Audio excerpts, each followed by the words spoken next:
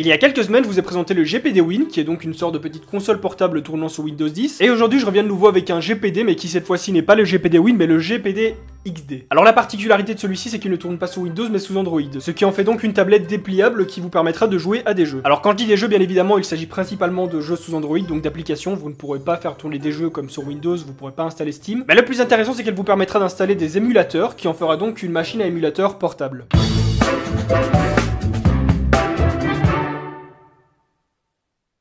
Salut à tous, bienvenue sur Discover ID. Aujourd'hui je suis là pour vous parler donc de cette petite machine, cette petite console qu'on nomme le GPD XD, qui cette fois-ci on va pas se le mentir n'a rien de révolutionnaire, hein, c'est pas comme le GPD Win, là c'est simplement une sorte de tablette qui a la forme d'une console en un petit peu plus puissante, et qui au premier abord fait totalement penser à une putain de 3DS XL. Elle a vraiment la même forme, le même poids, c'est la même matière, enfin la même texture, franchement on pourrait s'y tromper. Dans la boîte on retrouve donc la console qui est déjà pleine de traces de doigts parce que oui ce n'est pas un vrai unboxing, hein, ça fait déjà quelques semaines que je l'utilise, et là je vous montre tout simplement le packaging, je l'ai testé pour pouvoir vous la présenter à fond pour vous dire ce qui va et ce qui va pas. On retrouve également le petit câble de chargement qui s'avère être en micro USB branchable sur secteur bien évidemment. Le secteur est bien évidemment fourni avec un petit adaptateur qui sera adapté en fonction de l'endroit où vous habitez. Elle contient un petit film de protection pour l'écran que je n'ai pas mis personnellement parce que cette console ne m'appartient pas, je l'ai donné à un pote. Enfin, elle ne lui appartient pas encore parce que ça fait environ un mois que je l'ai reçue et qu'elle est chez moi parce que je n'avais pas l'occasion de faire cette vidéo et que je le testais. Et donc mon pauvre pote attend depuis un mois de pouvoir recevoir sa petite console. Et pour finir, on retrouve un petit manuel d'instruction qui est en anglais et en chinois. L'intérieur de la boîte se présente de cette façon, donc un petit packaging simple et efficace.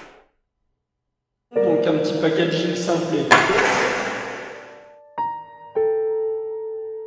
Aujourd'hui, c'est la journée où je fais tout tomber. Et de l'autre côté, un petit bonhomme qui fait XD parce que vous comprenez, oui, elle s'appelle la GPD XD, donc voilà, enfin le petit XD. C'est donc une blague de très mauvais goût que nous ont fait les concepteurs de cette petite machine. Cette petite machine tourne donc sur Android 4, elle possède un écran 5 pouces tactile. Cet écran affiche en 1280 x 720, donc 720p, ce qui est une résolution raisonnable pour un si petit écran. Elle est munie d'un quad-core, possède 2 Go de RAM et 32 Go de mémoire interne extensible via une carte micro SD à l'arrière. Elle possède donc à l'arrière un lecteur de carte micro SD, un port micro USB et un port mini HDMI si vous voulez la brancher sur un écran ou un boîtier d'acquisition. Elle possède également les fameuses gâchettes L et R. Sur la face avant, 2 joysticks ainsi qu'une croix directionnelle. Tous les autres touches que vous pouvez retrouver sur une manette, donc c'est-à-dire la touche A, B, X, Y ou alors croix, rond, tout ça. Elle possède également les touches L3 et R3 à côté des joysticks, les fameux boutons Start et Select. Et pour finir, les boutons de l'interface Android, c'est-à-dire le bouton pour l'allumer, Power au milieu, les boutons augmenter et diminuer le volume. Le bouton accueil qui vous permettra, comme n'importe quelle tablette, de retourner complètement à l'accueil à partir du moment où vous appuyez dessus, même si vous êtes en jeu ou sur un logiciel. Et elle possède également un micro intégré en face avant. Par contre, il n'y a pas de caméra. Et pour ce qui est de l'autonomie, elle possède une batterie de 6000 mAh, ce qui vous permettra de jouer entre 8 et 10 heures selon l'utilisation. Donc voilà, maintenant grâce au port HDMI, je l'ai branché à mon boîtier d'acquisition, ce qui fait que vous pouvez voir ce que je suis en train de faire. Je vous montre donc l'interface, c'est une interface assez personnalisée pour cette petite machine à émulateur en vrai. Vous voyez, là je suis dans les options, on retrouve exactement la même interface qu'Android. Mais c'est juste que voilà, elle a son launcher personnalisé et son tab personnalisé. Et pour les petits tests, je vais commencer par vous présenter quelque chose qui moi m'avait vraiment impressionné de ouf, c'est l'émulateur de PSP. Donc là on est sur Kingdom Hearts sur PSP, dans le didacticiel parce que voilà je l'ai pas encore joué. Putain, mais il arrête pas de m'attaquer ce gros con. Ah bah oui c'est parce que je dois appuyer sur cette touche. Bah oui je suis con, c'est vrai que si je le tag pas ça fait rien. Bon bref, j'ai pas resté 3 heures sur ce jeu. Après il y a beaucoup d'autres jeux qui étaient sur PSP auxquels vous pouvez jouer comme le Dragon Ball, je sais plus c'était lequel, Budokai Tag ou un truc comme ça, ou Tenkaichi Tag, je sais plus. Il y a plusieurs Monster Hunter aussi qui sont sortis sur PSP. Après voilà, il y a pas que de la PSP, vous avez un émulateur de jeux d'arcade ici avec une petite liste de jeux déjà inclus. Vous avez un émulateur de Nintendo 64, regardez maintenant j'ai envie de jouer à Mario Kart par exemple. Et bien voilà, rien ne nous empêche à jouer à Mario Kart premier du nom, voilà on est des gros noobs donc on va jouer en 50cc.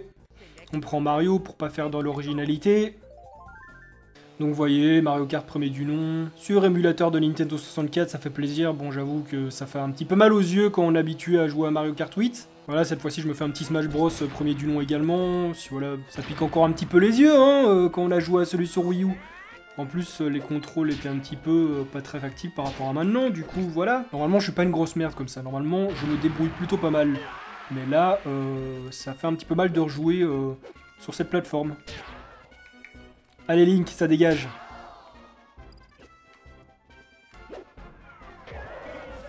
Après voilà, après la Nintendo 64, il y a la Super NES, ici vous avez la Dreamcast, il y a un émulateur de PlayStation 1 également. Les émulateurs c'est très bien, mais du coup maintenant on va aller voir sur un petit jeu Android. Sur les tablettes Techlast, je vous avais présenté un petit jeu style PUBG que je pensais sympa, mais en fait il était vraiment très moche. Ce qui fait que cette fois j'en ai téléchargé un qui est pas mal mieux foutu, qui s'appelle Rules of Survival. Le seul truc qui est chiant, c'est que j'ai pas réussi à jouer avec les joysticks ni rien, je suis obligé de jouer avec l'écran tactile, comme si c'était une tablette ou un smartphone, c'est un petit peu dommage. Et voilà, c'est parti, on va pas perdre de temps, on va pas blaguer, là dès que je peux sauter de l'avion, je saute. On va se diriger vers cette petite pyramide qui a l'air totalement de confiance, je suis sûr qu'il y aura absolument personne qui veut. J'allais dire qu'il allait y avoir personne qui allait y aller avec moi, évidemment, parce que je suis un gros con. C'est un petit peu frustrant de pas savoir jouer avec les joysticks. Oh putain. Oh putain, oh putain, oh putain, il a trouvé une arme. Oh le bâtard. Oh le bâtard, il a trouvé une... Ce fut donc la partie la plus courte de mon existence, mais bon voilà, au moins vous avez pu voir ce que ça donne. Donc voilà, au niveau des performances, c'est tout à fait correct, du moins pour les jeux Android. En ce qui concerne les émulateurs, c'est aussi le cas, du moins pour les émulateurs qu'il peut accueillir. Par exemple, un émulateur de PS2, je pense pas que ça tienne là-dessus. Après, il faut savoir aussi qu'il y a certains jeux qui sont disponibles sur émulateur qui sont pas supportés par cette console. Je sais pas exactement vous dire la liste desquels parce que je ne la connais pas par cœur, mais en tout cas, je pense qu'il y a quand même moyen de s'éclater avec cette petite console qui est, ma foi, très sympa. J'ai pas énormément de choses à lui reprocher, si ce n'est l'aspect qui fait vraiment trop penser à une New 3DS XL, c'est vraiment la New 3DS XL en fait. Il y a bien évidemment quelques trucs qui les diffèrent, hein. On peut voir que c'est pas non plus exactement la même, mais elle y ressemble vraiment beaucoup. Et en termes de qualité de fabrication, donc pour la matière qui a été utilisée, je préfère quand même le GPD Win qui fait beaucoup plus sérieux et qui pèse un peu plus que celui-ci. Celui-ci est vraiment très léger. Après c'est pas grave, hein, tant mieux s'il est plus léger, ça fait quand même du poids en moins à tenir, mais je trouve qu'il du coup il fait un peu plus jouet, c'est pas non plus du plastique de merde, hein. Enfin, en fait c'est la même chose qu'une New 3DS XL. Vous avez la possibilité également de faire tout ce que vous faites avec Android, bon sauf téléphoner bien évidemment, mais c'est-à-dire aller sur YouTube, aller sur Netflix, aller sur Facebook, naviguer sur le net, télécharger des applications. Donc voilà, c'est pas l'invention du siècle, c'est pas la console révolutionnaire, mais je pense que ça pourra plaire à certains. Pour ce qui est du prix, elle provient de chez Banggood,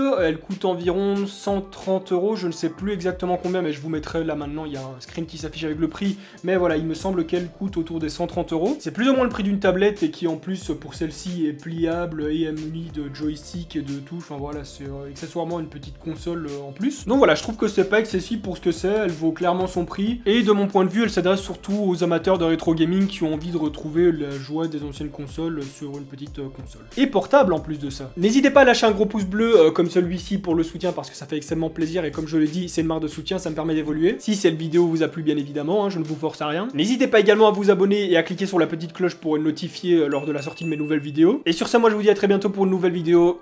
Bye les gens.